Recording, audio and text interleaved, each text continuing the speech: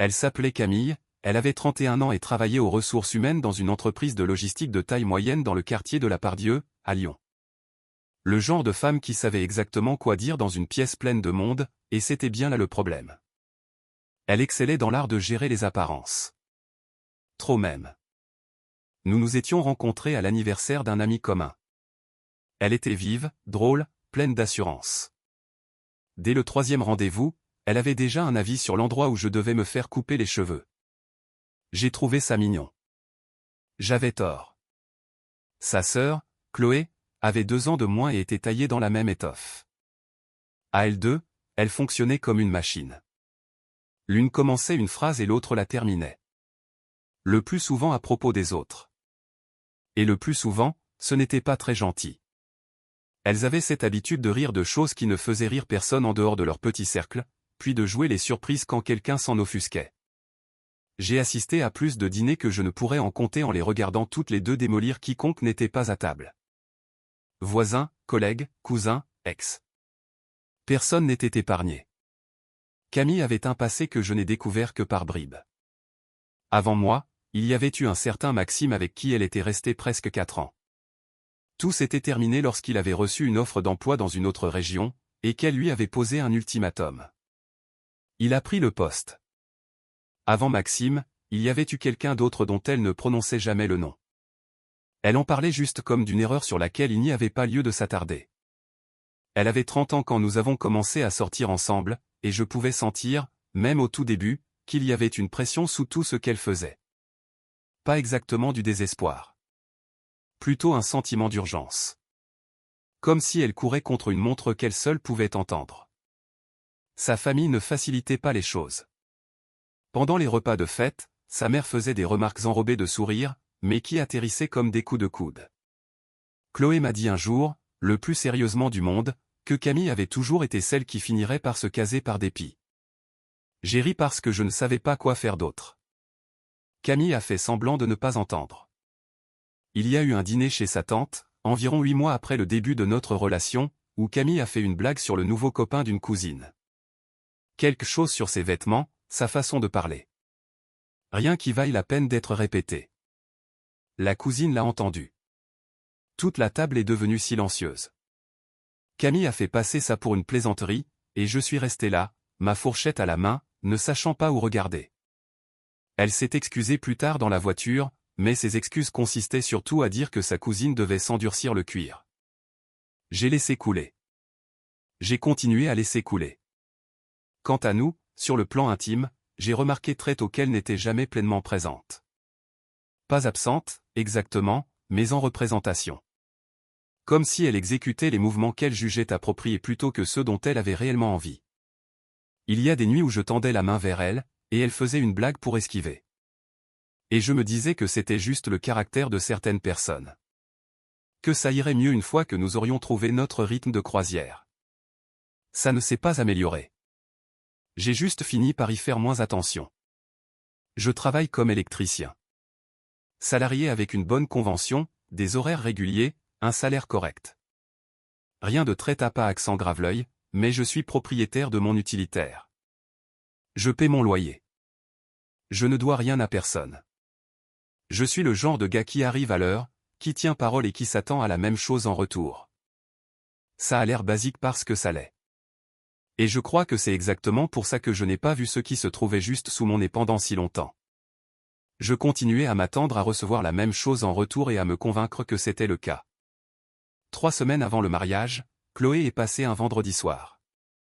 J'avais acheté de quoi boire en rentrant d'un chantier à Vénissieux, je m'étais arrêté à une station-service, j'avais pris un pack de 6 bières et une bouteille du vin que je savais que Camille aimait. Elles étaient toutes les deux dans le salon quand je suis rentré, déjà plongées dans une grande conversation. J'ai tout posé dans la cuisine, ouvert 2 bouteilles et me suis dirigé vers le couloir. C'est là que je me suis arrêté. Je ne sais pas pourquoi je me suis arrêté. Un instinct, peut-être. J'ai peut-être entendu mon nom. Ou alors j'ai entendu le ton avant d'entendre les mots. Quoi qu'il en soit, je suis resté planté dans ce couloir et j'ai écouté. Chloé a posé une question que je n'ai pas bien saisie. Juste la fin d'une phrase. Quelque chose à propos du mariage, à propos de nous. Et Camille a ri. Pas un rire nerveux. Un rire confortable. Le genre de rire qu'on lâche quand on est complètement à l'aise avec la personne à qui l'on parle. Franchement, il faut d'abord que je boive un coup, a-t-elle dit. Il est tellement pathétique. Chloé a ri en retour. Elles sont passées à un autre sujet. Je suis resté dans ce couloir pendant environ 4 secondes. Puis je suis retourné dans le salon, je leur ai tendu les verres, je me suis assis sur le canapé et j'ai passé les 90 minutes suivantes à parler de tout et de rien. J'ai souri quand il le fallait. J'ai rempli son verre une fois. J'ai raccompagné Chloé à la porte quand elle est partie et je lui ai dit de rentrer prudemment. Ensuite, je me suis assis à la table de la cuisine, seul, et j'ai commencé à penser clairement pour la première fois en 2 ans. Je suis resté à cette table jusqu'à minuit passé. Sans ruminer. Sans repasser la même scène en boucle. J'ai juste analysé tout cela avec une sorte de froideur implacable qui m'a honnêtement surpris moi-même. La question n'était pas de savoir si j'avais bien entendu. J'avais entendu très exactement ce qu'elle avait dit. La question à laquelle je revenais sans cesse était à la fois plus simple et plus compliquée. Pourquoi faisait-elle ça? Elle avait le choix. Elle était éduquée, employée, présentable. Elle aurait pu me quitter au bout de 6 mois si elle n'était pas heureuse. Au bout d'1 an. De 18 mois. Il y avait des portes de sortie partout. Elle n'en a pris aucune. Elle a continué. Continué à planifier. Continué à choisir les centres de table, à débattre entre 2 photographes différents et à me demander ce que je pensais des salles de réception dans les Monts d'Or par rapport au centre-ville de Lyon. Alors si j'étais si pathétique à ses yeux, pourquoi m'épouser? La réponse s'est dessinée lentement, mais avec une clarté évidente. Camille avait 31 ans. Sa dernière relation sérieuse s'était terminée parce qu'elle avait posé un ultimatum et qu'elle avait perdu. Celle d'avant, elle n'en parlait jamais. Sa mère faisait des commentaires sur son horloge biologique pendant les fêtes. Sa cousine en était déjà à son 2e enfant. Chloé, malgré leur complicité, était fiancée depuis 2 ans et vivait déjà dans une maison avec son mec. Je n'étais pas un choix. J'étais une solution. Un revenu stable, pas de drame, présent quand je le disais, je ne lui faisais pas honte.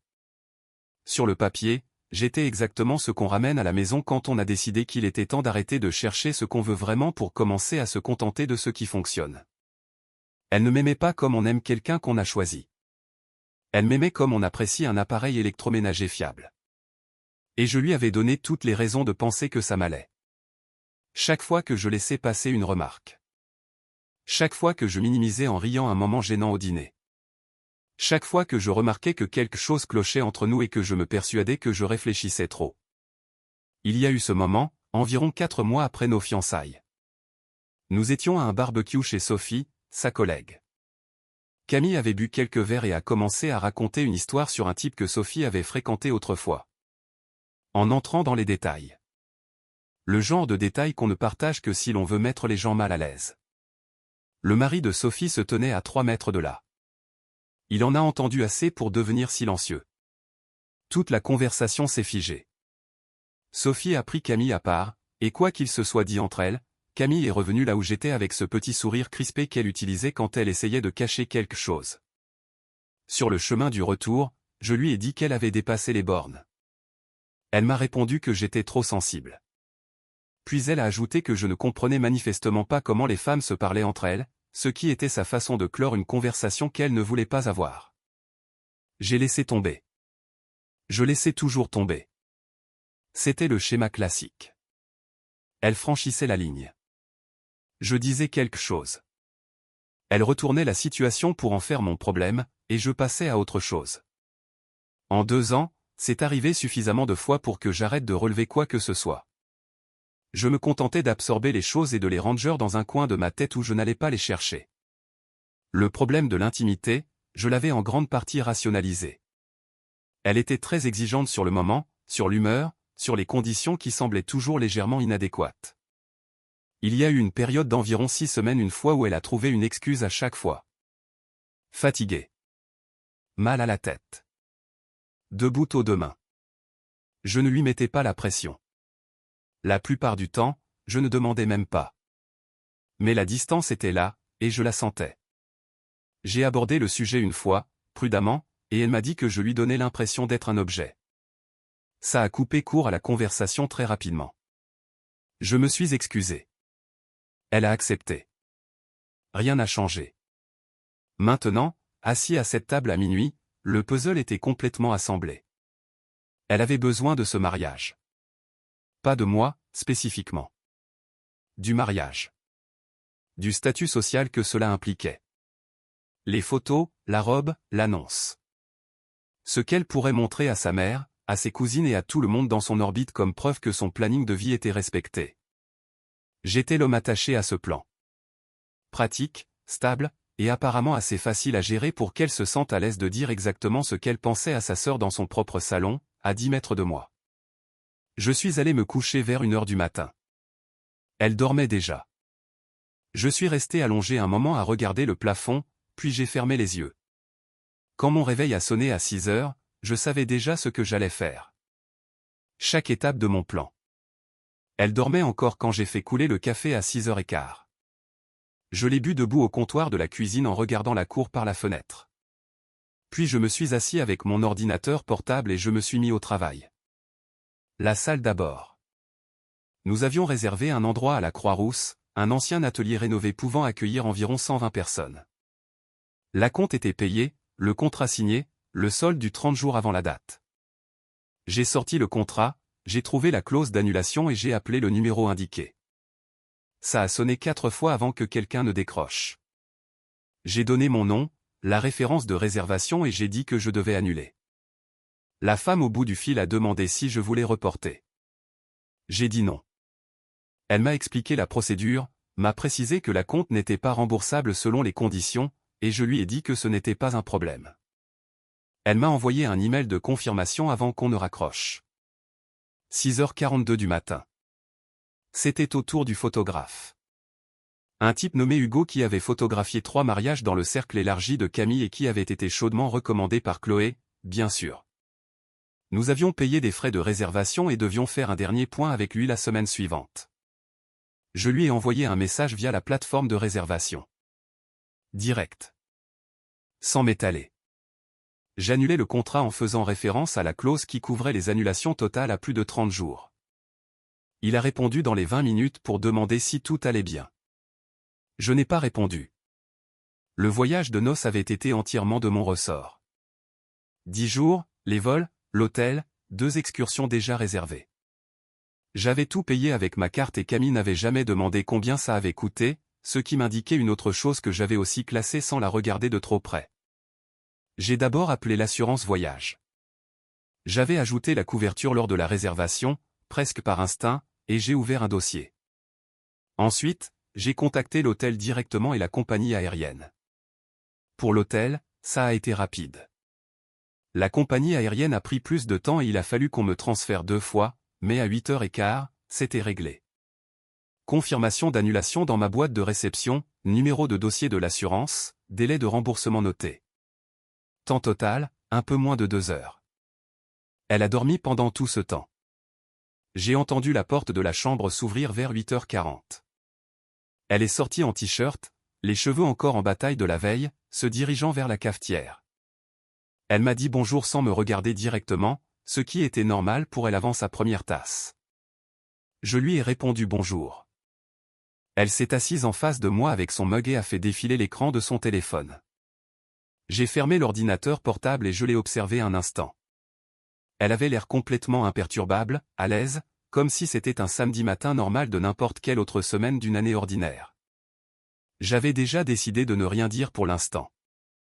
Pas parce que j'avais peur de la conversation, mais parce que je voulais qu'elle l'apprenne de la manière dont elle méritait de l'apprendre.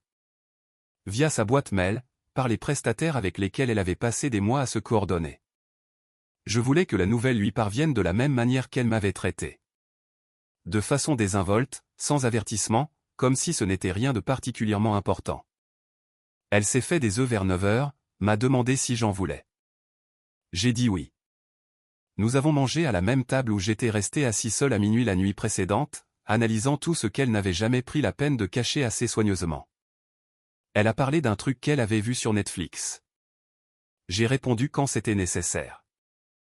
Elle a mentionné que Chloé lui avait envoyé un texto ce matin-là et semblait heureuse pour je ne sais quoi. Tant mieux pour elle, j'ai dit. Elle m'a regardé pendant une demi-seconde, puis s'est remise à manger ses œufs. Le premier email est arrivé sur son téléphone à 9h47. Je connais l'heure exacte parce que je regardais son visage quand c'est arrivé. Elle était au milieu d'une phrase à propos de je ne sais quoi. Je ne me souviens plus de quoi, puis elle s'est arrêtée, à regarder son écran. Son expression n'a pas changé tout de suite. Elle l'a lu une fois, puis l'a relu. Ça vient de la salle de réception, a-t-elle dit. Ouais. Elle a levé les yeux. Ça dit que la réservation a été annulée ce matin. C'est ça. Elle a posé lentement le téléphone sur la table, comme le font les gens quand ils essaient de garder le contrôle. Qu'est-ce que ça veut dire? Ça veut dire que je l'ai annulé. Le deuxième email est arrivé pendant qu'elle continuait à me fixer. Elle ne l'a pas regardé. Elle gardait les yeux rivés sur mon visage, et pour la première fois en 2 ans, je l'ai vue complètement à court de mots. Pas de pirouette toute prête, pas d'angle d'attaque préparé, juste une femme assise de l'autre côté d'une table de cuisine qui venait de comprendre que le plan qu'elle exécutait depuis 2 ans s'était effondré du jour au lendemain, et que la personne qui, selon elle, ne ferait jamais rien, était celle qui l'avait fait. Pourquoi, a-t-elle dit. Pas vraiment une question, plutôt un mot dont elle avait besoin pour combler le vide. Je me suis adossé à ma chaise. Tu veux vraiment qu'on ait cette conversation maintenant? Elle n'a pas répondu. Son téléphone a vibré à nouveau sur la table entre nous, probablement Hugo le photographe, et elle ne l'a pas pris. Je crois, ai-je dit, que tu sais déjà pourquoi. Elle a commencé par le déni.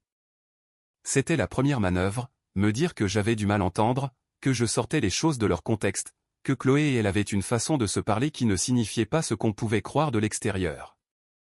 Elle a dit ça avec le même ton mesuré qu'elle utilisait lors des réunions au travail.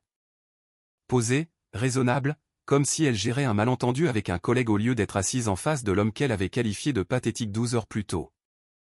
Je l'ai laissé terminer, puis je lui ai répété ces mots avec exactitude. Pas une reformulation, la phrase mot pour mot avec le rire qui l'avait suivi. Elle est devenue silencieuse. C'est pas. A-t-elle commencé? Camille, ai-je dit en gardant un ton calme.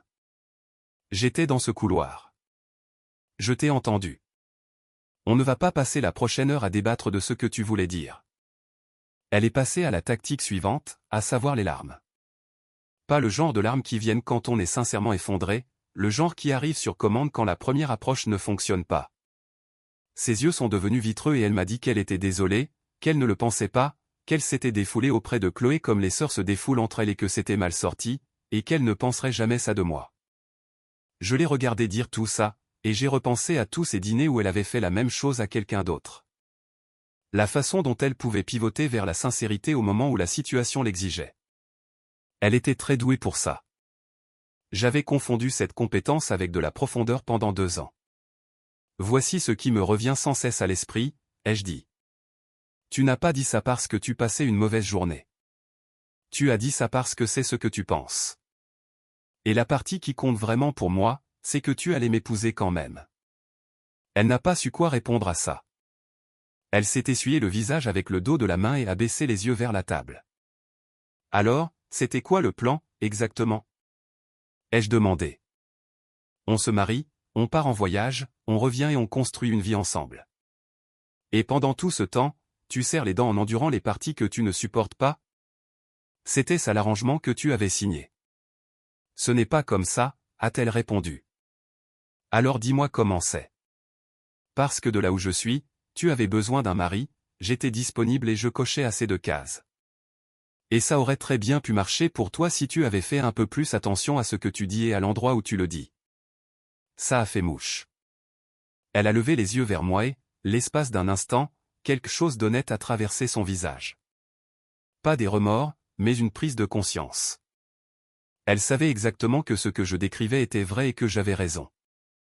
Et c'était la seule chose qu'elle ne pouvait pas manipuler. Je t'aime, a-t-elle dit. Je suis sûr que tu aimes la version de moi qui n'aurait jamais rien fait face à ça, ai-je répondu.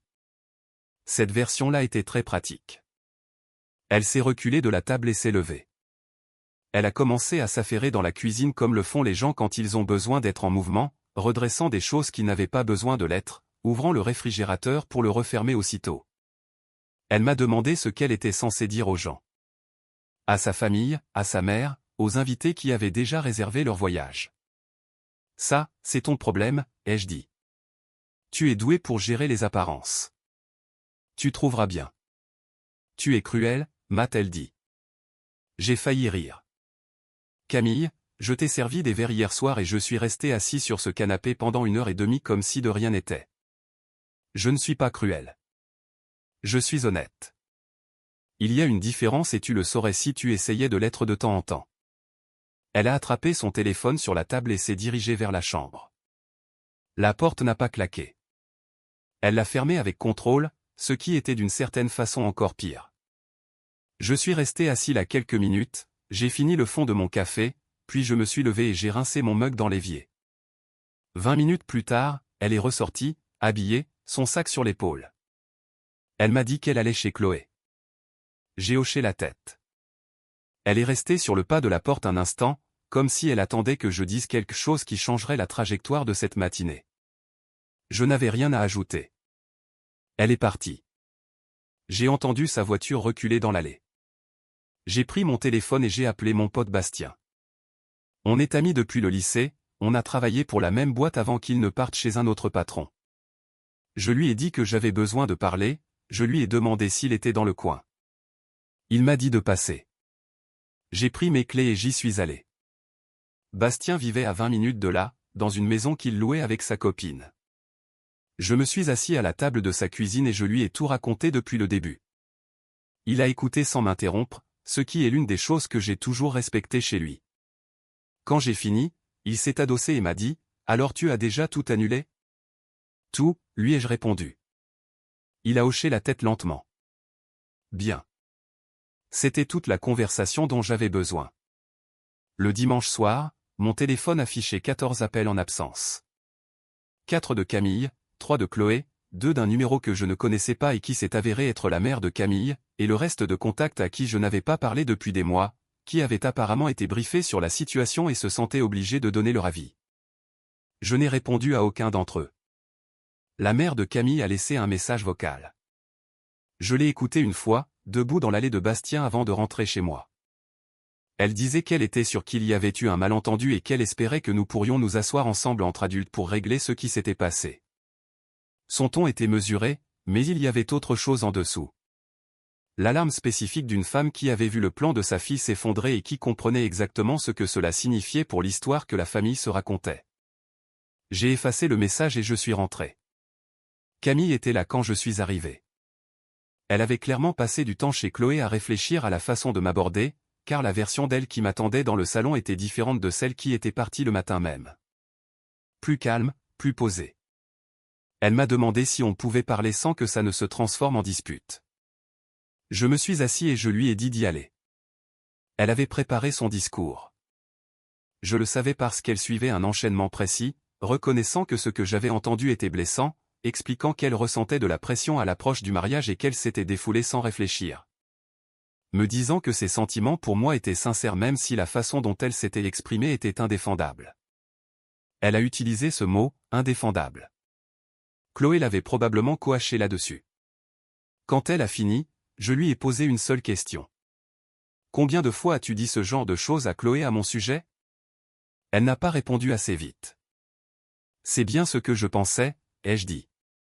Ce n'était pas un incident isolé qui serait mal sorti sous le coup du stress.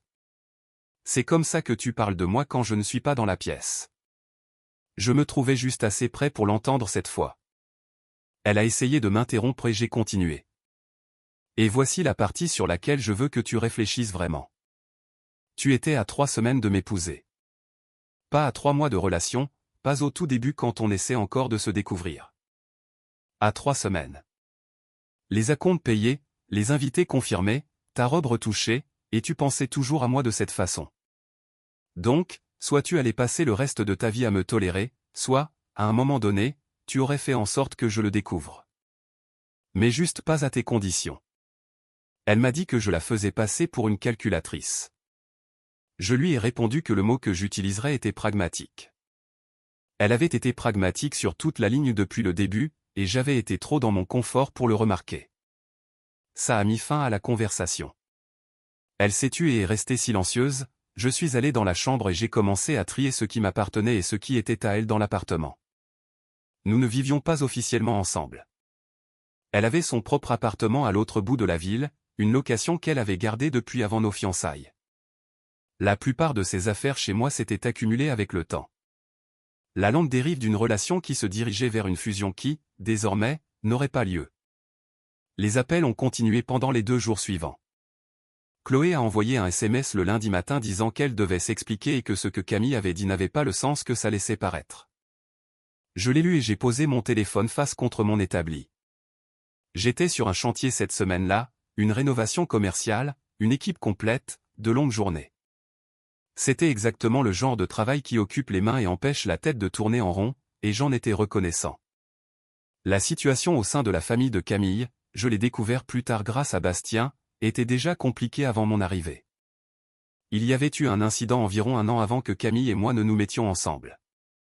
Quelque chose lors d'une réunion de famille chez sa tante, où Camille s'était disputée avec sa cousine Céline pour une remarque qui avait dégénéré en une dispute générale devant tout le monde. Céline avait cessé de parler à la mère de Camille à cause de ça, affirmant qu'elle avait pris le parti de Camille sur un sujet qu'elle n'avait pas à défendre. La fracture ne s'était jamais refermée. 2 branches de la famille avaient discrètement cessé d'apparaître aux mêmes événements.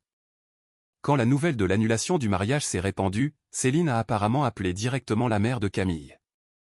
Je ne sais pas ce qui s'est dit.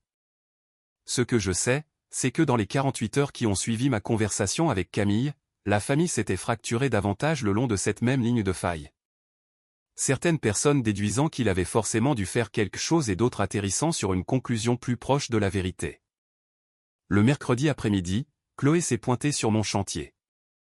Je l'ai vue se garer sur le parking de l'autre côté du bâtiment. Elle conduisait un SUV blanc difficile à rater. Elle est sortie et est restée plantée là, comme si elle hésitait à s'approcher. Je me suis dirigé vers elle avant qu'elle ne puisse faire ce choix à ses propres conditions. Je ne suis pas là pour causer des problèmes, a-t-elle dit. Alors ça va être une conversation très courte, ai-je répondu. Elle m'a dit qu'elle se sentait responsable et qu'elle aurait dû dire quelque chose sur le moment pour l'arrêter au lieu de rire. Je l'ai regardée une seconde. Chloé, tu n'as pas ri parce que tu as été prise de court. Tu as ri parce que tu étais d'accord avec elle. Alors épargne-moi la partie où tu te fais passer pour la personne qui a presque fait ce qu'il fallait. Elle n'a pas su quoi répondre à ça. Elle est restée là un instant de plus. Puis elle a hoché la tête une fois, est remontée dans son SUV et est partie. Je suis retourné au travail. Camille a envoyé un dernier message ce soir-là. Long. Je pouvais voir qu'elle l'avait écrit et réécrit plusieurs fois. Elle disait qu'elle comprenait que la confiance était brisée et qu'elle ne me demandait pas de faire semblant du contraire. Elle disait qu'elle croyait sincèrement que nous avions quelque chose qui valait la peine d'être sauvé et qu'elle était prête à faire tout ce qu'il faudrait. Elle m'a demandé de considérer au moins l'idée de parler à quelqu'un ensemble avant de prendre une décision définitive. Je l'ai lu 2 fois. Puis j'ai tapé 4 mots en réponse. La décision est prise. J'ai posé le téléphone et je suis allé vérifier la cuvée de bière ambrée que j'avais mise à fermenter dans le garage depuis 2 semaines. Elle était prête. J'ai versé un petit échantillon dans un verre, je l'ai tenue à la lumière et j'ai décidé qu'elle avait bien tourné. Certaines choses, quand on leur donne les bonnes conditions et qu'on n'interfère pas, sortent exactement comme il faut. La date qui devait être le jour de mon mariage est arrivée et passée un samedi d'octobre. J'ai passé la matinée sur le toit d'une maison à Vénissieux pour réparer un tableau électrique qu'un entrepreneur précédent avait si mal câblé que ça représentait un risque d'incendie. À midi, j'avais terminé. Je me suis arrêté dans une boulangerie sur le chemin du retour, j'ai mangé mon sandwich dans l'utilitaire avec les fenêtres baissées et je suis rentré chez moi. Pas de cérémonie, pas d'invité, pas de photographe nommé Hugo tournant dans la pièce à la recherche de moments spontanés. Juste un samedi qui s'est avéré être un simple samedi. La bague était retournée chez le bijoutier 6 jours après les annulations. Je l'avais achetée comptant, sans crédit, sans paiement échelonné, donc le retour s'est fait sans accroc. Un avoir en magasin dont je ne savais pas encore quoi faire. Je n'étais pas pressé. Camille avait récupéré les dernières affaires de chez moi la semaine précédente. J'étais parti tôt pour le travail ce matin-là et lui avais dit que la porte ne serait pas verrouillée. Quand je suis rentré le soir, le double de la clé était sur le comptoir de la cuisine et l'étagère de la salle de bain où elle rangeait ses affaires était vide. C'était tout. Pas de mots, pas de SMS d'adieu. Quoi qu'elle ait eu de plus à dire, elle avait apparemment décidé de le garder pour elle. J'ai appris par Bastien qu'elle avait raconté aux gens de son entourage une version des faits selon laquelle j'avais rompu sans explication en prétextant une peur de l'engagement. Cette version omettait commodément le couloir, les verres et la phrase qui avait tout déclenché. Je n'étais pas surpris. Elle avait toujours été meilleure pour contrôler le récit que pour affronter la réalité d'une situation. Ce qu'elle n'avait pas prévu, c'est que j'avais raconté ma version aux bonnes personnes. Pas à tout le monde, pas de façon bruyante, mais à ceux qui comptaient. Bastien le savait. Quelques gars de mon équipe le savaient, et Sophie, la collègue de l'incident du barbecue, le savait aussi, car nous nous étions croisés dans un magasin de bricolage la semaine après l'éclatement de l'affaire et elle m'avait demandé directement ce qui s'était passé. Je le lui ai dit. Elle a écouté avec l'expression de quelqu'un qui n'était pas entièrement choqué. Elle m'a fait un truc similaire une fois, a dit Sophie. J'aurais dû te prévenir. Ça n'aurait rien changé, ai-je répondu. Je ne l'aurais pas cru. C'est la stricte vérité. J'étais assez investi pour que la mise en garde de quelqu'un d'autre glisse sur moi. Il fallait que je l'entende de sa propre voix, avec son propre rire par-dessus, pour que je réalise. La situation familiale s'est résolue comme ce genre de choses se résout, lentement et imparfaitement. Céline, la cousine, avait apparemment recontacté la mère de Camille après l'annulation du mariage, et quelle que soit la conversation qu'elles ont eue, cela n'a fait que creuser le fossé existant. La tante a cessé d'inviter les deux clans aux mêmes réunions. La mère de Camille, d'après ce que j'ai compris, reprochait à Chloé d'avoir encouragé les pires travers de Camille pendant des années sans jamais la recadrer. Cette analyse était exacte, mais avec une bonne décennie de retard. Chloé, de son côté, s'est tue. Plus de SMS, plus d'apparitions sur les chantiers. Qu'elle ressente des regrets sincères ou qu'elle ait simplement calculé qu'elle n'avait plus rien à gagner en insistant, je ne saurais le dire. Probablement les deux. Quant à Camille, elle travaillait toujours au même endroit, vivait toujours dans le même appartement à l'autre bout de la ville, et évoluait toujours dans Lyon comme elle l'avait toujours fait. Je l'ai vue une fois, environ 6 semaines après tout ça, dans une pharmacie du centre-ville. Elle était dans l'allée d'à côté. Nous nous sommes repérés au même instant. Elle a détourné le regard la première. J'ai fini de lire l'étiquette de ce que je tenais à la main, je l'ai reposé sur l'étagère et je suis sorti par l'autre bout de l'allée. C'était la dernière fois que je l'ai vue. Le problème avec un plan construit sur la manipulation de la perception des autres, c'est qu'il faut que tout le monde continue à coopérer. Au moment où une seule personne s'arrête, arrête de faire semblant, arrête d'ignorer, arrête d'encaisser ce qu'on lui donne en disant que c'est suffisant, toute la structure n'a plus rien pour la soutenir. J'avais coopéré pendant 2 ans sans savoir que c'était ce que je faisais. La nuit où je me suis tenu dans ce couloir et où j'ai entendu son rire, je me suis arrêté. Tout ce qui a suivi n'était qu'une conséquence. Ma vie d'après ressemblait presque à l'identique à ma vie d'avant. Même travail, même maison, même utilitaire avec 220 000 km au compteur que je me disais toujours de faire reprendre sans jamais le faire. La différence résidait dans ce qui n'était plus là. La tension sourde d'une relation qui me demandait d'être un peu moins que ce que j'étais. L'habitude d'enfouir les choses et de ne pas les analyser. L'accommodement silencieux de quelqu'un qui avait décidé que j'étais utile sans décider que j'en valais la peine. Disparu. Tout ça. Sans grand tapage et sans la moindre once de regret. Au fait, la bière ambrée s'est avérée être l'une des meilleures cuvées que j'ai jamais faites. J'ai apporté un pack de 6 chez Bastien ce week-end-là et on les a bu sur sa terrasse pendant qu'il se plaignait de son fourgon et que je ne disais rien d'utile à ce sujet, parce que je n'y connais rien en mécanique, ce qu'il savait déjà et qui n'avait aucune importance. Certains samedis après-midi sont exactement ce qu'ils sont censés être.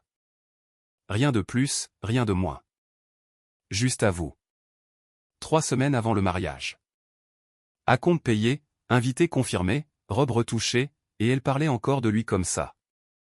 À sa propre sœur. Dans sa propre maison. Franchement, certaines personnes sont juste très attachées au plan. Pas à la personne.